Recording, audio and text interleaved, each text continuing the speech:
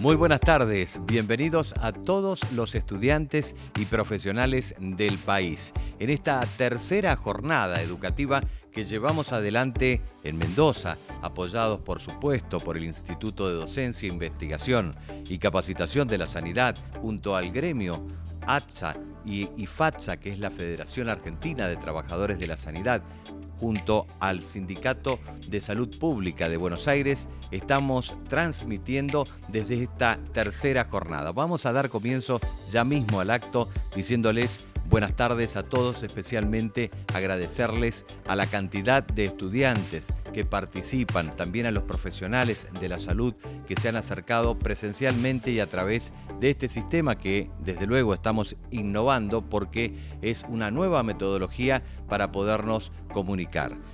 Estamos finalizando con el tercer módulo, decíamos, de la jornada de capacitación de terapia intensiva COVID-19, organizado por el Instituto de Docencia y por las organizaciones que les comentábamos. Cabe destacar que cada módulo ha contado con más de 1.500 participantes y esto verdaderamente nos pone muy satisfechos y fundamentalmente nos empuja para seguir creciendo en este sentido. Todo esto refleja la importancia de los temas tratados, abordados, la calidad de los profesionales que también aquí han asistido y el alto nivel de trabajo, por supuesto, de todos los disertantes que han venido pasando por aquí y han expuesto a través de su labor, experiencias en estas primeras dos jornadas que hemos vivido. Comenzaremos esta capacitación de manera muy sencilla en el día de hoy, pero presentándoles nada menos que al licenciado en enfermería, Pablo Chinelato, que le vamos a comentar un poquito sobre su currículum. Es profesor universitario de enfermería, especialista en la parte emergentología y cirugía traumatológica, es docente y también coordina el Instituto de la Sanidad en su faz de profesional. Bueno, con él vamos a compartir este primer desarrollo. Por supuesto, tenemos muchísimos temas para abordar y profesionales de primer nivel aquí en Mendoza en esta tercera jornada. A todos ustedes les decimos muchas gracias y bienvenidos. Vamos a comenzar con lo que es sondaje vesical. En este caso, el material es perteneciente a la profesora licenciada Paola Batistón, la cual se encuentra en aislamiento y por ese motivo voy a desarrollar este tema yo. Inicialmente, como definición, decimos que es, como todo sondaje, una técnica invasiva. Esta técnica invasiva ingresa por el meato urinario. No voy a describir del todo la técnica porque ya se ha realizado en módulos anteriores, pero sí vamos a establecer y vamos a tener en cuenta en qué caso es que nosotros la debemos utilizar. Y aparecen que se utilizan en el caso de retenciones urinarias por obstrucción de uretra, para control de diuresis, para recoger muestras, en algunos casos también para administración de fármacos, drenaje y lavado vesical, medición de residuos postmiccional, permitir en algunos casos la cicatrización de las vías urinarias o de la vejiga propiamente dicho, y mantener una zona genital, digamos, seca especialmente. Este es en el último de los casos que se podría llegar a utilizar. Al ingresar una sonda, lo que genera es que puede generar cualquier enfermedad de transmisión y generar las famosas ITU, que son las infecciones de transmisión urinaria. Cuando hablamos de tipos de sondaje, existen dos tipos de sondajes muy comunes según la duración, que uno es de menor a 30 días y el de mayor a 30 días. En el caso del de menor a 30 días, hablamos de que se utilizan más que nada las sondas Foley en ambos casos, pero sondas que son de látex. En el caso de que hablamos de mayor a 30 días, hablamos de que son sondas generalmente también Foley, pero que son sondas siliconadas. Aparecen otros tipos de sondaje que son sondajes intermitentes, que son más que nada para evacuar vejiga. Estos sondajes intermitentes se pueden realizar cada 6 o cada 8 horas aproximadamente, como lo vemos acá en la diapositiva. Principalmente es porque tiene una afectación la vejiga, y en este caso esta afectación nos ha generado que impida la micción normal. Como les nombré recién, las más comunes son las de látex y las siliconadas. Lo que me interesa acá que tengamos en cuenta es que las de látex son siempre las que van a tener menor duración dentro del paciente, y las siliconadas son las que van a tener mayor duración. ¿Cuáles son las contraindicaciones por las cuales nosotros no debemos colocar una sonda o debemos tener en cuenta la no realización de la técnica? Es en el caso de alteraciones anatómicas del tracto urinario, sospecha de rotura de uretra, prostatitis agudas, lesiones uretrales, en las cuales pueden aparecer estenosis o fístulas, traumatismos uretrales o pélvicos, e incontinencia urinaria, como utilizarla, digamos, como primera opción. Si la incontinencia urinaria, colocamos sonda. No. En el caso de incontinencia urinaria, tenemos que evaluar si es necesario colocar alguna sonda, obviamente bajo una indicación médica. No la podemos colocar porque sí, porque exista una incontinencia urinaria. ¿Cuáles son las complicaciones más comunes? Perforación uretral o vesical, infección urinaria, como hablamos hace rato de la ITU, retención urinaria por obstrucción de la sonda, hematuria, uretritis e incomodidad en el paciente. Ahora nos vamos a centrar en cuáles son los cuidados que nosotros tenemos que tener, cuidados de enfermería que tenemos que tener para este paciente que está con una sonda vesical. Como dice acá, todo paciente que está sometido a un sondaje vesical permanente está expuesto permanentemente a infecciones. Eso lo debemos tener en cuenta siempre. Entonces, siempre que exista una sonda vesical o cualquier tipo de sonda, hay alto riesgo de infección. Para no favorecerla, debemos conseguir una serie de procedimientos que llamamos técnicas de mantenimiento. Entonces, tenemos que observar periódicamente la permeabilidad de la sonda, es decir, si está fluyendo la orina. Tenemos que valorar los indicadores de infección, es decir, si aparece temperatura, si aparece orina turbia o maloliente, hematuria o que el paciente nos manifieste dolor. Fijar siempre el tubo del drenaje con la bolsa por debajo del nivel de la vejiga, es decir, nunca por arriba del nivel de la vejiga o el nivel del paciente, para prevenir infecciones por reflujo. Es decir, que pueda llegar a ingresar nuevamente la orina que se encuentra ya sea en la sonda o en el tubo de la bolsa colectora. Si el paciente es ambulatorio, siempre se fijará a la pierna calculando o midiendo la movilidad del mismo. En este caso, hablamos de que son pacientes de terapia COVID. Entonces, los pacientes en terapia siempre van a estar encamados, van a estar en una cama. Entonces, el nivel de la bolsa siempre va a estar por debajo de la línea del paciente, es decir, al costado de la cama. Podemos observarlo acá. Tenemos un paciente, el paciente está acostado, está de cúbito, y observamos la bolsa colectora, la sonda, con la orina siempre por debajo de la línea del paciente. En el caso de que nosotros tengamos que movilizar, trasladar a un paciente, debemos recordar que siempre se debe descartar previamente el contenido de la orina y posterior realizar la movilización del paciente. No movilizarlo con contenido de orina en la bolsa. Debemos realizar higiene perineal siempre. ¿A qué nos referimos con el tema de la higiene perineal? En el caso de la higiene perineal, nosotros debemos mantener todo lo que es la zona genital del paciente limpia. Esa zona genital del paciente debe estar limpia debido a que existen bacterias propias en la materia fecal que si nosotros no tenemos en cuenta esa limpieza y se contamina la sonda, puede generar una infección de transmisión urinaria. Debemos mantener el catéter limpio, libre de acúmulos de secreciones cerca del meato urinario y en todo el trayecto del mismo.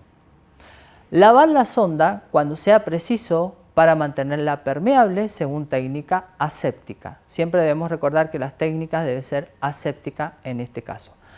Referimos a técnica aséptica y no a técnica estéril.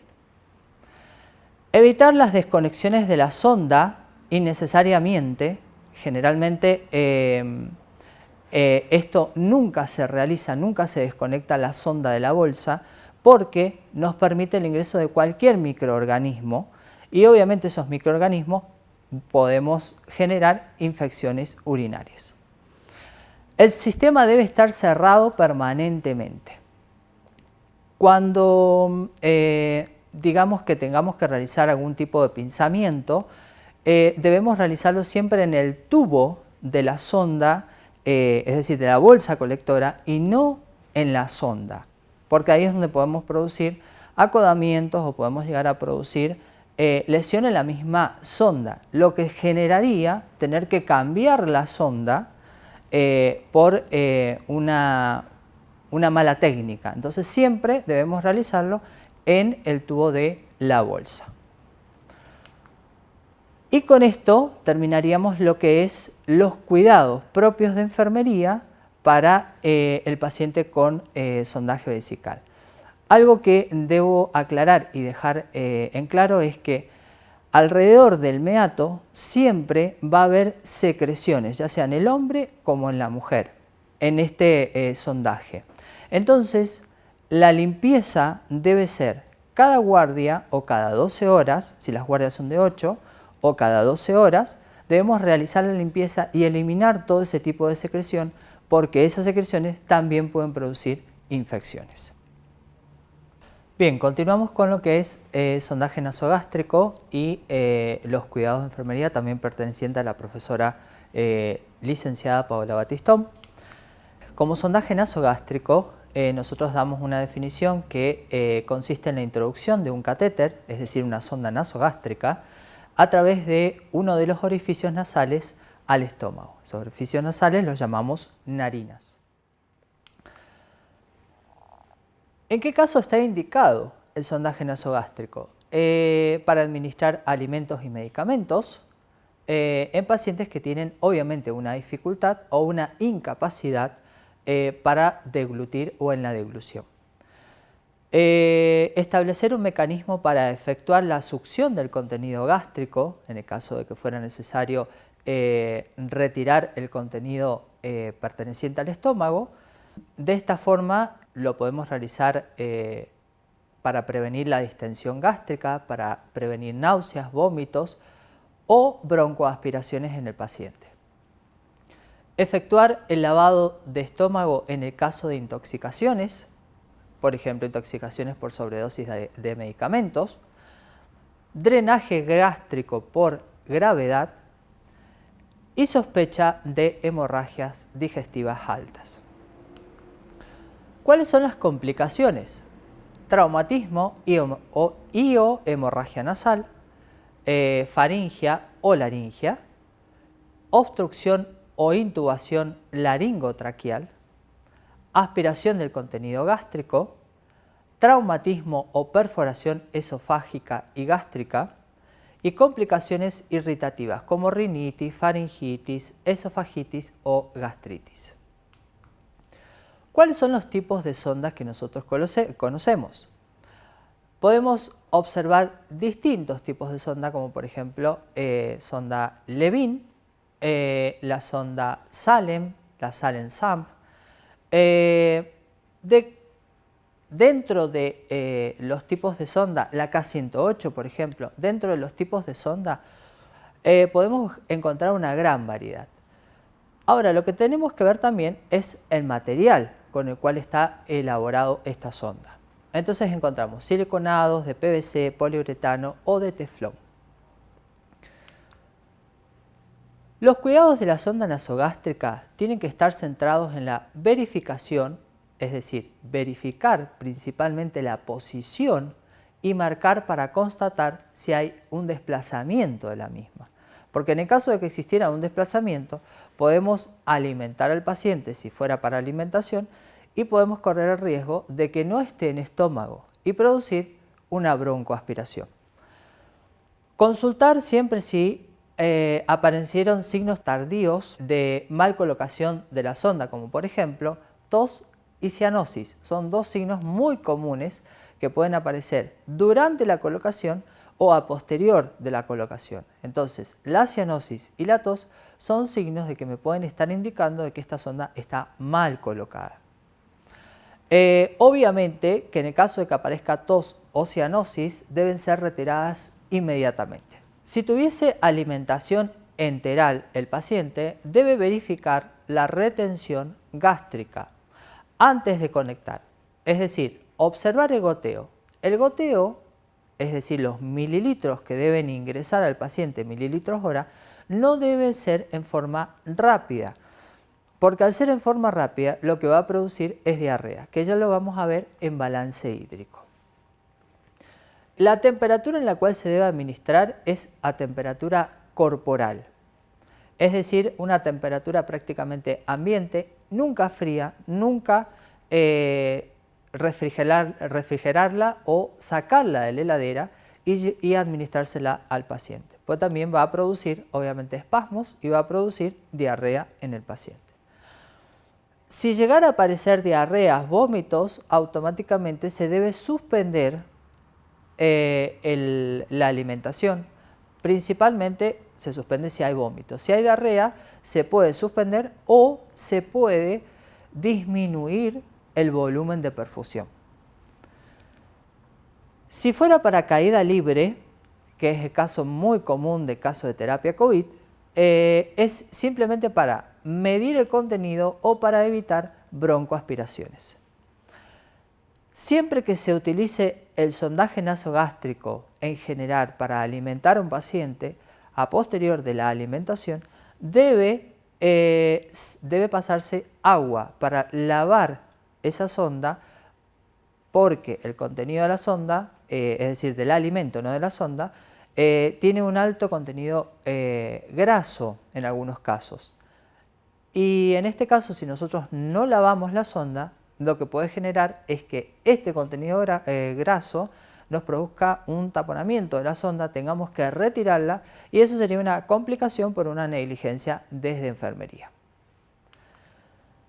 Debemos verificar la permeabilidad de la sonda también mediante la infusión de agua con una jeringa de 10 mililitros, mantener las mucosas hidratadas, es decir, alrededor de nuestras narinas, debemos mantenerlas hidratadas.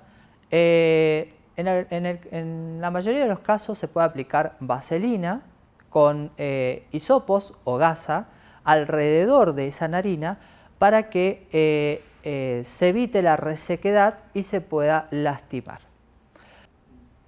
También debemos realizar e inculcar, en el caso de terapia COVID, debemos realizarlo nosotros, que ya lo voy a explicar también en la otra diapositiva, en otro Power, donde hablamos del cepillado, el cepillado de los dientes de la boca y de la cara interna de nuestra boca es muy importante porque tenemos que eliminar todo tipo de bacterias de la misma. Y con esto finalizamos lo que es los cuidados de enfermería básicos para un paciente con sondaje nasogástrico.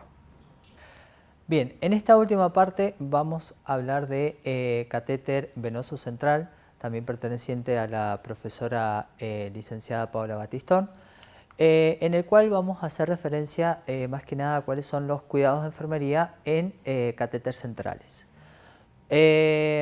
Como podemos observar, tenemos una definición de qué es lo que es el catéter central, que es un tubo delgado, flexible, usado para administrar medicamentos, líquidos, nutrientes y derivados de la sangre durante un largo periodo. Por lo general varía entre semanas y un poco más, a veces hasta meses, en los cuales se utilizan los catéteres centrales. Acá en las imágenes podemos evidenciar distintos tipos de catéter, distintas zonas de colocación, que ya los vamos a ver un poquitito más adelante. ¿Para qué se coloca un acceso venoso, un catéter central con un acceso venoso? Lograr, obviamente, comunicar una estructura venosa con el exterior mediante un dispositivo tubular donde, por maniobras de punción o individualización quirúrgica, el objeto es administrar soluciones parenterales, medicamentos, realizar determinaciones hemodinámicas, por ejemplo, cómo está el funcionamiento hemodinámico del paciente, y en algunos casos extraer sangre para distintos tipos de análisis o estudios. Acá podemos evidenciar en la primera imagen un catéter PICC, que es un catéter de inserción central profunda. También puede ser un catéter periférico de inserción profunda. Estos tipos de catéter se colocan en realidad para todos los objetos los objetivos en los cuales nombré hace rato, que es para administrar medicación, para situaciones en las cuales el paciente requiere, en algunos casos también administración de sangre, glóbulos rojos, plasma, pero principalmente para el que más se utiliza es para la administración de medicamentos.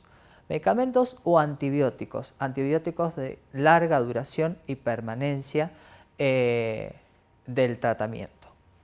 Después nosotros podemos ver que en este caso también se puede colocar un catéter en una zona yugular. Acá podemos observar cómo se evidencia la yugular del paciente, donde va a realizarse la punción. También podemos evidenciar en la zona femoral y en la zona subclavia, que es una de las más comunes. Las más comunes son yugular, subclavia y el catéter periférico central. Los accesos venosos, las complicaciones pueden ser, en algunos casos son inmediatas y en otros casos son tardías. En los casos inmediatas nosotros podemos generar un neumotórax, un hemotórax. Obviamente todos ya sabemos qué es lo que es un neumotórax o un hemotórax, es decir, acumulación de aire o sangre en la cavidad pleural.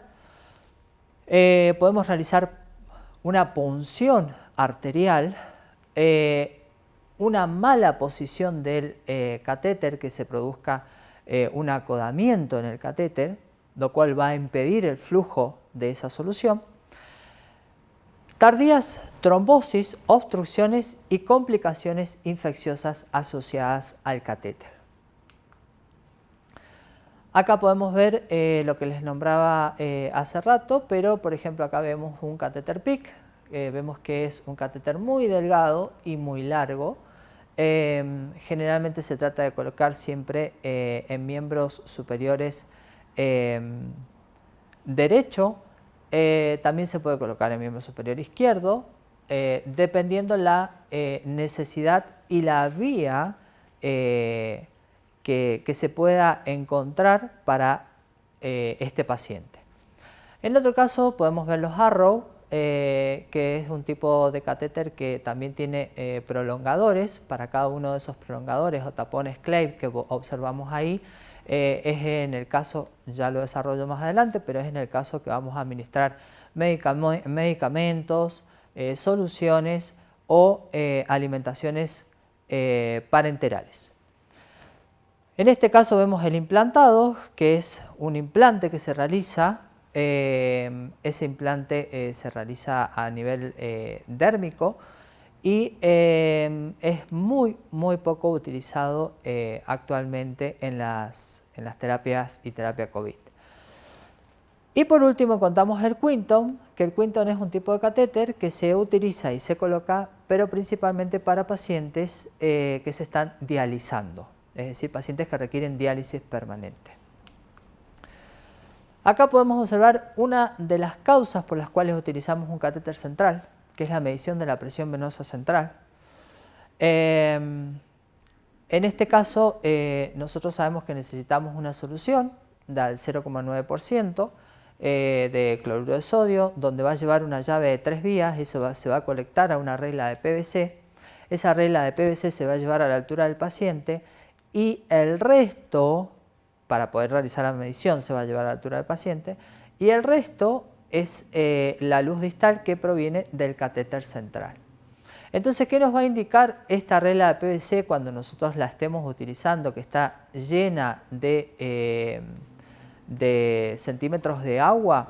Nos va a indicar cuál es la presión que está ejerciendo el sistema hemodinámico o principalmente el ventrículo del corazón para mantener, digamos, o para determinar la volemia de este paciente, es decir, determinar si este paciente está con sobrecarga o con déficit volémico, es decir, podemos decir una hipovolemia. Lo que les nombré hace rato, acá en esta parte donde yo les hablaba del arrow, encontramos que tenemos, por ejemplo, una de las vías, la luz más distal, es más que nada para medición de presión venosa central, fluidoterapia y medicación. La luz media lo utilizamos para nutriciones parenterales y en el caso de que no exista nutrición parenteral, también podemos utilizarlo para administrar medicamentos. Y en la luz proximal podemos encontrar que se pueden realizar también medicación, extracción de sangre, es decir, tomar muestras de sangre para análisis o transfundir unidades de glóbulos rojos, hemoderivados, plasma y demás. Bien, acá en esta foto podemos evidenciar una regla de PVC, que es lo que les nombraba hace rato. Esta regla de PVC tiene una marcación en la cual se coloca a la altura de la zona axilar del paciente para poder medir los centímetros de agua de este paciente, que lo podemos evidenciar allá abajo. Esto es un caso muy clásico para todo paciente de terapia que necesita saber si este paciente está con sobrecarga o con déficit en la volemia. Entonces, para hacer una síntesis, lo más importante de las vías centrales y presión venosa central es el poder conocer la cantidad de flujo circulante por aurícula. Esto permite poder anticiparnos a las complicaciones que se pueden llegar a presentar, tanto por exceso o como por déficit de volemia en el paciente. La honestidad y profesionalismo de enfermería es un factor clave que contribuirá a la recuperación y en la toma de conductas terapéuticas del equipo de salud que asisten al paciente de cuidados críticos. Los cuidados de enfermería se van a centrar en mantener la fijación limpia y seca, es decir, todo lo que nos ayude a fijar la vía, ya sea periférica o central, generalmente central en este caso, debe estar limpia y debe estar seca, es decir, los famosos tergadem o los famosos apósitos transparentes deben estar limpios y secos. Cambiar las fijaciones cuando se observe ¿qué cosa? Exudado en el sitio de inserción, debe ser cambiada. Fijación despegada o sucia, debe ser cambiada. El paciente que venga derivado de otras instituciones también debe ser cambiado. ¿Por qué motivo? Porque a veces hay que ver cómo se realizó la técnica o tratar de recabar la información de cómo fue realizada la técnica para ver si solamente cambiamos ese apósito o en algunos casos es necesario cambiar también el catéter. Como hablamos de cambiar el catéter, ¿cuándo es que nosotros los vamos a cambiar? Cuando se observen los signos de alarma mencionados, es decir, nosotros podemos evidenciar zonas de enrojecimiento, drenado pericatéter, dolor en la zona del catéter o en la zona, digamos, más proximal al cuerpo del paciente, temperatura, inflamación. En todos esos casos nosotros debemos, que son signos de alarma, debemos cambiar el catéter. Obviamente que cuando nosotros realizamos el cambio de catéter debemos conservar la punta del catéter, es decir, la primera parte del catéter, la parte que está más adentro del paciente, para mandarla a cultivo, es decir, para saber si existe algún tipo de infección asociada a punta de catéter. En este caso, bueno, obviamente que al retirar el catéter deberemos colocar otro, pero se intentará que durante las primeras 48 horas no colocar nuevamente un catéter central, sino que utilizar las vías periféricas.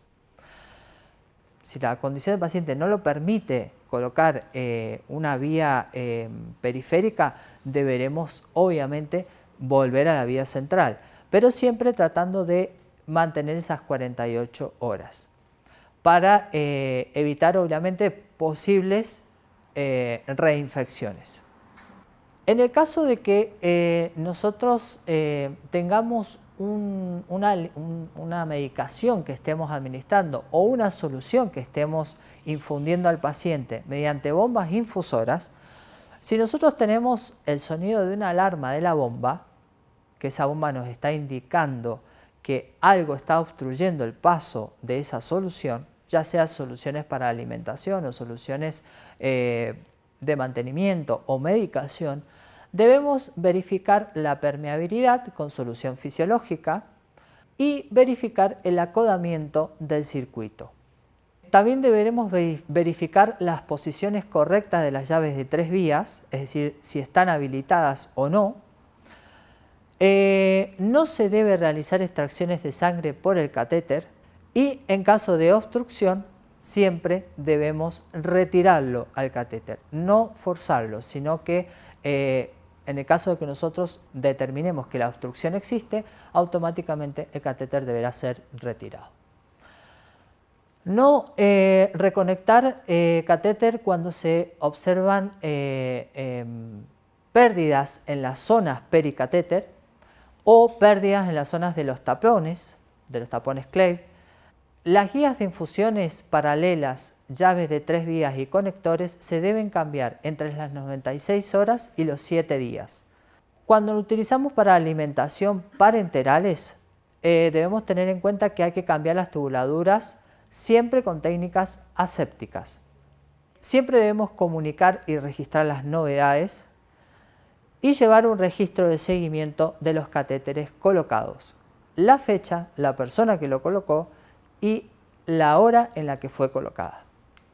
Y con eso hemos finalizado lo que es los cuidados de catéteres periféricos y centrales en cualquier tipo de paciente. Vamos a hablar de lo que son los cuidados orales en pacientes con intubación o tubos orotraqueales. ¿Por qué desarrollamos este tema? Porque la licenciada Leticia Barragán habló de los cuidados orales, nos pareció muy importante para tenerlo en cuenta y para desarrollarlo un poquitito más con respecto a como técnica y como parte de los cuidados propios del paciente dentro de una terapia o terapia COVID. Entonces, en este caso, nosotros vamos a recordar un poquitito que la placa dentaria contiene múltiples patógenos, no solamente uno. Estamos hablando de cerca de 350 patógenos que contiene nuestra boca. Y generalmente en los pacientes críticos se presentan organismos después de las 48 horas que son organismos virulentos gram negativos. Entonces estos organismos virulentos que son gram negativo, acá tengo que hacer una salvedad, es gram, no gran.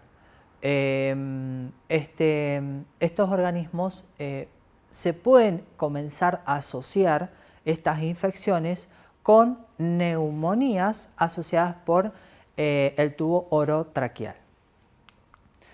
Entonces, es necesario siempre la aspiración de secreciones bucales, pero también la aspiración de secreciones relacionadas con el CUF.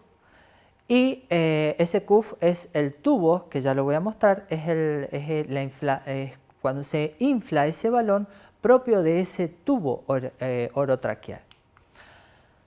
El cuidado oral debe ser incluido siempre en las intervenciones de enfermería para reducir las incidencias de las neumonías asociadas a la ventilación mecánica.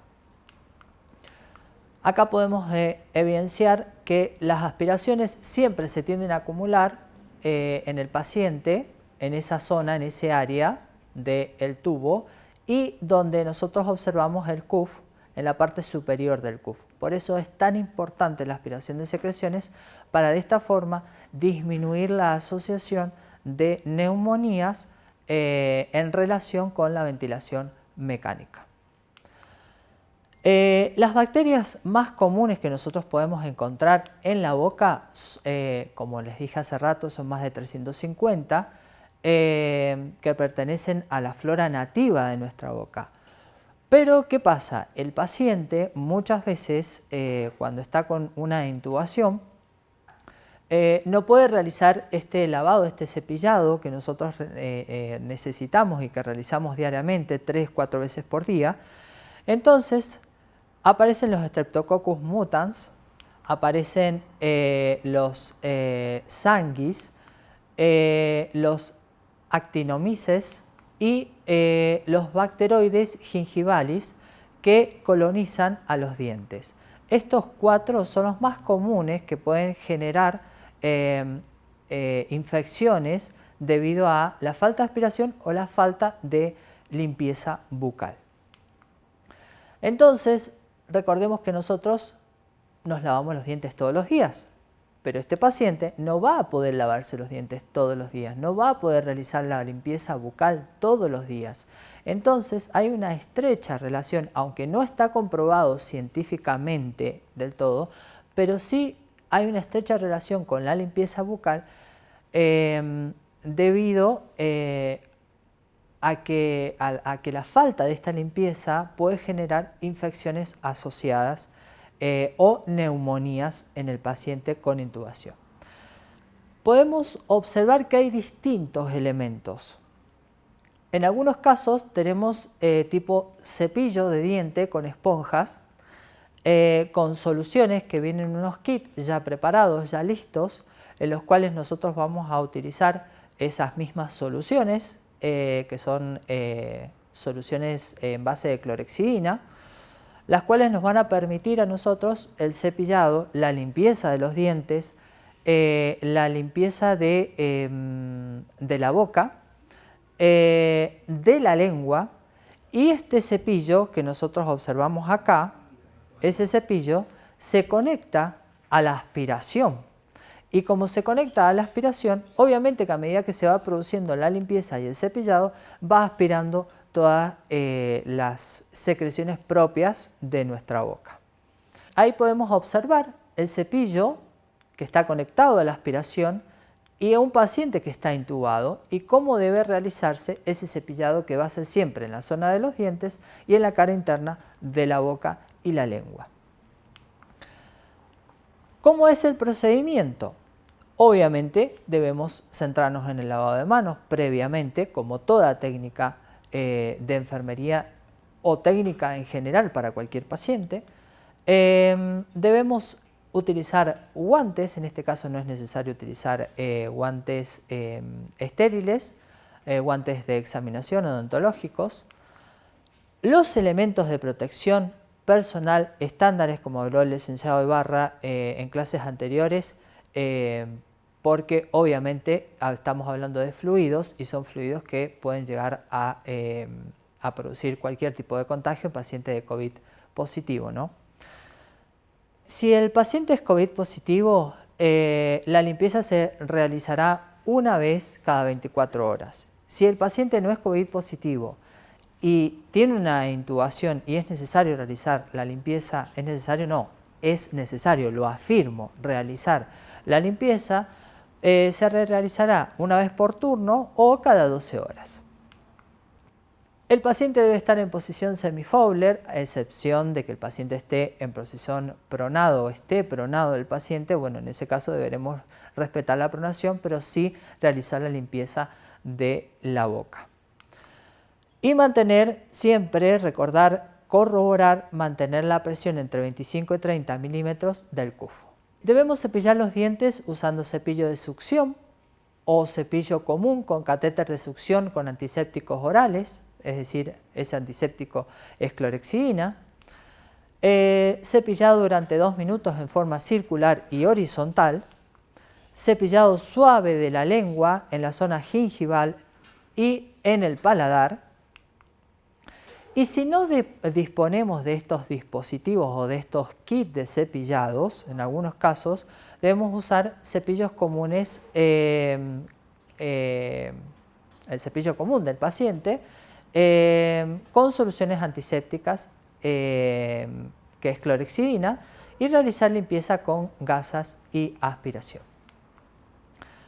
Obviamente, al usar succión, se realiza el enjuague y la aspiración de las secreciones. Una vez que hemos finalizado, debemos aplicar soluciones humectantes en la boca y en los labios y recordar observar siempre la posición del tubo para evitar lesiones en la comesura o en los labios, posibles lesiones de úlceras por presión. Toda técnica debe ser documentada en las hojas y en los registros de enfermería. Y con eso damos finalización a la limpieza bucal. Bien, en este caso vamos a hablar de balance hídrico, sumamente importante para todo tipo de paciente, no solamente paciente de terapia, paciente de terapia intensiva, terapia COVID. Todos los pacientes es sumamente importante el balance hídrico. En este caso vamos a desarrollar, vamos a dar una pequeña definición de qué es lo que es el balance hídrico, que es un registro ordenado, es una cuantificación de todos los ingresos y egresos de un paciente en un tiempo determinado. Se determina en horas, puede ser dividido por turnos, pero al final del turno siempre se va a hacer un balance final de 24 horas. Este balance hídrico tiene una relación estrecha entre los ingresos y las pérdidas corporales del mismo paciente. Los ingresos que nosotros podemos evidenciar en cualquier paciente están dados por agua exógena, es decir, el contenido de agua de los mismos alimentos o el consumo de agua en forma líquida. El agua endógena, que es por oxidación de los alimentos, que es aproximadamente entre 300 y 400 centímetros cúbicos al día. Es importante recordar que en nuestro cuerpo hay una pequeña diferencia entre el hombre y la mujer, pero rodea entre los 60 y 70-75% en el hombre y en la mujer entre los 50-55 a los al 60% de agua. En el niño obviamente que es mucho más, llegamos hasta un 80%. ¿Cuáles son las vías de ingreso de cualquier paciente? Las vías enterales y las vías parenterales. En el caso de las vías enterales, hablamos que es todo ingreso oral, es decir, por boca. Pero también pueden ser por gastroestomas o por sondas nasogástricas o sondas nasoyeyunales. Las vías parenterales son los ingresos por vías periféricas. En este caso hablamos de soluciones, plasma, unidades de glóbulos rojos. Pueden ser vías también centrales, puede haber soluciones y alimentación parenteral. En este caso, nosotros vemos dos tipos de alimentaciones que son muy comunes. Una es la alimentación enteral, que nosotros vemos acá abajo que está marcada, está rotulada. Esta es una alimentación que se pasa por sonda nasogástrica. Podemos encontrar distintos tipos de productos, como por ejemplo en este caso es un Nutrizón estándar, donde nosotros evidenciamos acá en esta parte que nos dice que tiene 1 kilocaloría por mililitro. Es decir, ¿qué es lo que nos está diciendo esto? Que este sachet de 1000 mililitros tiene 1000 kilocalorías. Si nosotros vamos a la foto de al lado, podemos observar que el sachet es totalmente distinto, que tiene 3 compartimentos donde nosotros vamos a encontrar electrolitos, vamos a encontrar propiamente la emulsión y vamos a encontrar en otro caso proteína, glucosa. En este caso, este tipo de sachet es para alimentación solamente parenteral. Se utilizan vías centrales, es un tipo de alimentación específica.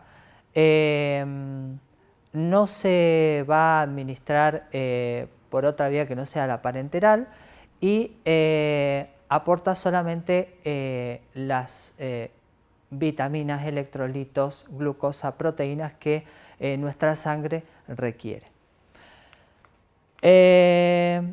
Dentro de los egresos nosotros encontramos las pérdidas sensibles, que son las que son mayores a 50 mililitros. Siempre vamos a tratar de medir las que son mayores a 50 mililitros, porque las menores no es que no sean importantes, sí son importantes, pero a veces no requieren un gran metabolismo en nuestro organismo. Entonces dentro de ellos encontramos, dentro de las pérdidas sensibles, es decir, todo lo que nosotros podemos llegar a medir y a observar, encontramos, por ejemplo, nuevamente vemos una bolsa colectora, como vimos en las diapositivas anteriores, de orina. Se puede cuantificar, se puede medir. Entonces, encontramos la sonda vesical y encontramos los brocales, que también se puede realizar medición a través de brocal. Después podemos observar las deposiciones, que aproximadamente son de 100 a 400 centímetros cúbicos por día, en una persona que tiene deposiciones normales, pero tenemos que recordar que en nuestro organismo, es decir, en nuestro sistema digestivo, circulan aproximadamente 8000 centímetros cúbicos de líquidos en 24 horas.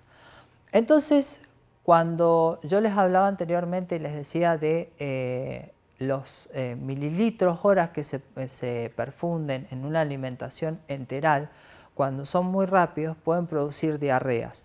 Entonces acá podemos observar que cuando son diarreas o son deposiciones líquidas, podemos llegar a perder hasta el 100% de ese líquido corporal que está circulando en nuestro sistema digestivo.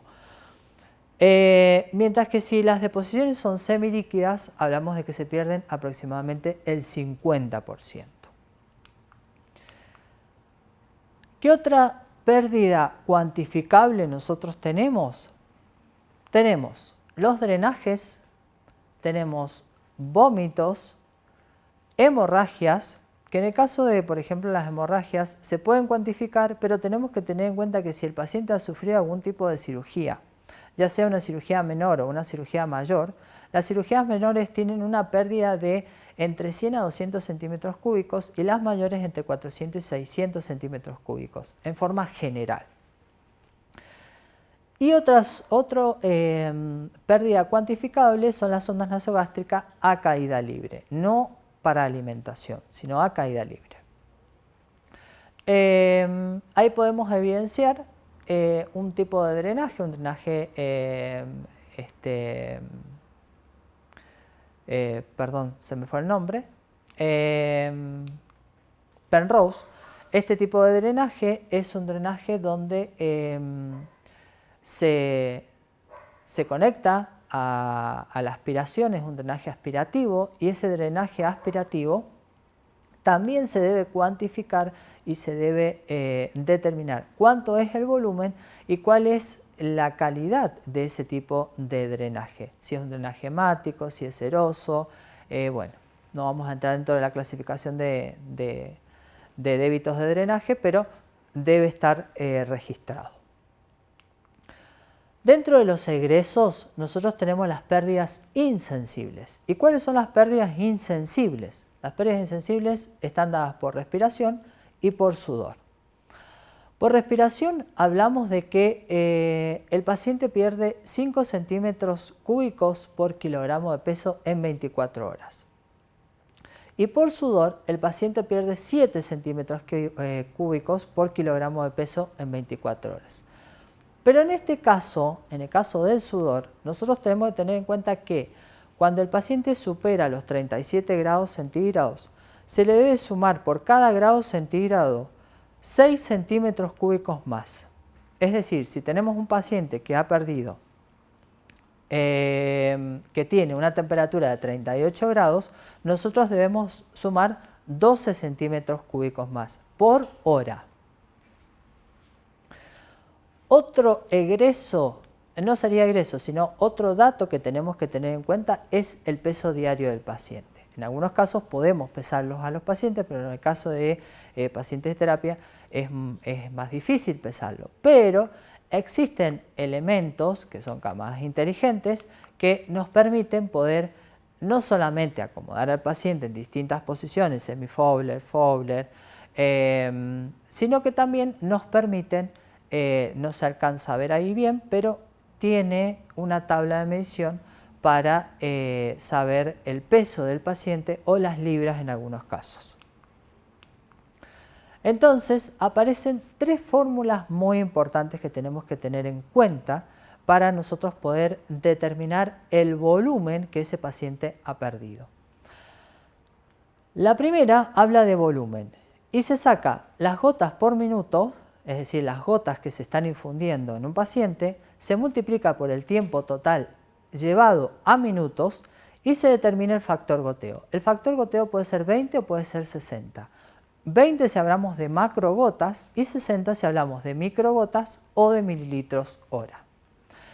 En el caso de determinar las gotas, por ejemplo, que nosotros tengamos un volumen a perfundir en una X cantidad de tiempo y tenemos que saber cuántas gotas o cuántos mililitros horas debemos administrar a ese paciente, tenemos otra fórmula que se saca el volumen total a perfundir o a infundir por el factor goteo, dependiendo obviamente si es macrogotas o microgotas, recordando el factor goteo 20 o 60, o mililitros hora, y el tiempo total en minutos. Siempre el tiempo se va a expresar en minutos.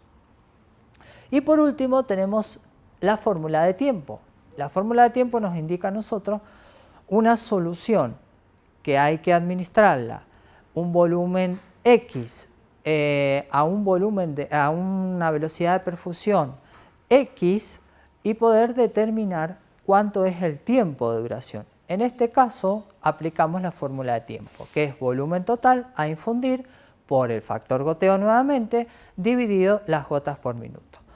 Recordemos que este tiempo se va a dar expresado en minutos. Si nosotros queremos llevarlo ahora, tenemos que sacar una regla de 3 o sacar obviamente la fórmula correspondiente para poder llevar de minutos a hora. ¿Cuáles son los tipos de balance? Tenemos balance positivo, es decir, un balance positivo es cuando los ingresos son mayores que los egresos. Un balance negativo es cuando los ingresos son menores que los egresos. Y un balance neutro, es decir, si los ingresos son iguales a los egresos. Haciendo referencia a lo que decía el doctor Gallini en el módulo número 2, nosotros debemos tener en cuenta que el paciente de terapia COVID debe tener un balance más bien neutro o un balance negativo, más que un balance positivo. Entonces acá tenemos una pequeña, digamos un pequeño ejemplo donde nosotros podemos observar que tenemos una solución A, una solución B, con un factor goteo, es decir, 28 gotas y 42 gotas por minuto. Siempre hablamos de factor goteo 20 en este caso, porque hablamos de gotas por minuto. Entonces, nosotros tenemos los débitos. Podemos observar que dice que esta paciente tiene un débito bilioso por sonda nasogástrica de 400 centímetros cúbicos, que se descarta una diuresis de 1400 centímetros cúbicos y que de drenaje abdominal tiene 70 centímetros cúbicos. Entonces, nosotros tenemos acá el peso de la paciente, que es de 68 kilos, y tenemos una temperatura corporal de 38 grados. Entonces, ¿qué deberíamos hacer nosotros acá en este caso? Comenzar con nuestra tabla de ingresos y egresos. Los ingresos, una solución A, como hablamos hace rato, nos da un valor de 504 centímetros cúbicos. ¿Por qué nos da 504 centímetros cúbicos? Acá voy a ir un poquito con la siguiente y la anterior. Porque yo tengo que sacar para la solución A, aplicando la fórmula de volumen, las gotas por minuto, es decir, 28 gotas, multiplicado por 360 minutos, porque mi guardia tiene 6 horas, entonces al ser 6 horas, en 60 minutos son 360 minutos.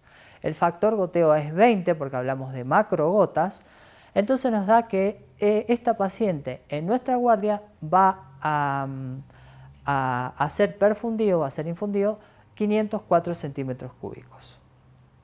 En el caso de la solución B, en esta paciente se infunden 756 centímetros cúbicos.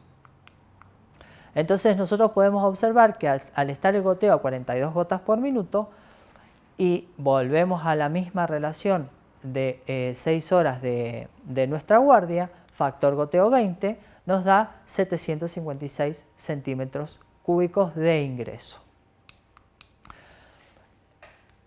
Esta sumatoria, como no hay ingresos orales en este caso, porque la paciente está con una sonda nasogástrica a caída libre, tenemos un total de 1.260 centímetros cúbicos de ingreso en mi guardia de 6 horas. En los egresos nosotros podemos observar que tenemos el sudor que se saca de la siguiente forma, los 68 kilos multiplicado por 7 y nos da 476 centímetros cúbicos en 24 horas. Esto yo lo tengo que llevar a mi guardia de 6 horas. Entonces, a través de una regla de 3 simple, yo saco que son 119 centímetros cúbicos. Pero como está con temperatura y está con 38 grados de temperatura, yo lo que debo hacer es que esos 38 grados de temperatura me implica 6 centímetros cúbicos más de pérdida. Y esos 6 centímetros cúbicos más que tiene de pérdida son por un lapso y un periodo de 3 horas. Entonces me está indicando que esta paciente va a haber perdido por cada grado 18 centímetros cúbicos. Al ser 38 grados, son 2 grados de diferencia, son 18 centímetros cúbicos más que está perdiendo. Dentro de la respiración, nosotros vemos que esta paciente tiene 68 kilos, se multiplica por la constante de 5 y nos da 340 centímetros cúbicos en 24 horas.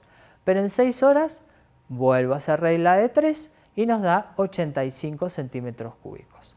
Todo esto que yo les estoy nombrando acá se ve reflejado en los egresos mediante un sudor de 155 centímetros cúbicos, una respiración de 85 y de pérdidas sensibles nosotros tenemos por sonda nasogástrica 400 centímetros cúbicos, que son las que fueron contabilizadas en el ejemplo anterior, la diuresis de 1.400 centímetros cúbicos y el drenaje abdominal de 70, que nos da un total de 2.110 centímetros cúbicos en mi guardia de 6 horas. Lo cual nos indica a nosotros que este balance siempre se van a sacar primero los ingresos y luego los egresos y nos va a dar un balance de menos 850 centímetros cúbicos, obviamente que es negativo. Y con esto hemos finalizado lo que es balance hídrico. Bueno, y continuamos en esta tercera jornada de reunión dentro de lo que es el Instituto de la Sanidad de Mendoza. Justamente les comentábamos al comienzo, recordemos que en nuestra provincia se trabaja intensamente en toda esta materia que también nos preocupa y nos ocupa desde el mundo sanitario, desde la actividad sanitaria. Por eso es que este aporte significativo que hace el gremio de la sanidad, ATSA, FATSA y el instituto es realmente valorable y lo vemos a través de este canal porque la cantidad de inscriptos realmente nos enorgullece. Vamos a brindar el testimonio revelador de una persona del mundo profesional, una licenciada en enfermería. Se trata de Cecilia Antich, que padeció justamente el coronavirus y estuvo muy mal dentro de lo que es el Hospital Central. La vamos a escuchar en primera persona y a partir de ahora la dejamos con ustedes. Buenas tardes, mi nombre es Cecilia Antich, soy licenciada en enfermería, soy coordinadora del área COVID de la Guardia Respiratoria y Terapia COVID del Hospital Central de Mendoza. Yo vengo a contar mi experiencia, cómo me contagié de COVID. Yo el día 24 de julio se nos realiza un hisopado de centinela, que es un hisopado a todo el personal de la unidad de cuidados críticos y de la guardia respiratoria, el cual me da indeterminado. El día sábado me presento a la guardia porque estaba con dolor en la piel, mis síntomas era dolor de piel y cansancio. Esto me revisan, tenía la saturación baja, me hisopan y me pasan al sector de tomografía. Cuando me hacen la tomografía, que es con protocolo de TEP, es decir, que colocan un contraste endovenoso, visualizan que tenía una neumonía bilateral más un TET. Un TET es un trombo, un coágulo de sangre que se forma y se fue a los pulmones. Que me dejan en un box y viene el médico de terapia directamente y me dice: Cecilia, te tengo que entubar, tu tomografía dio mal, estás desaturando, sí o sí hay que entubarte. Lo primero que yo hice es llorar, porque sé lo que es entubar a un paciente, sé que no todos los pacientes con COVID salen, yo no tengo antecedentes de ninguna enfermedad preexistente, no tomo medicación para nada, salvo un paracetamol algunos días que sufro de dolor de cabeza. Me llama mi coordinadora, la médica coordinadora, me explica también todo por teléfono.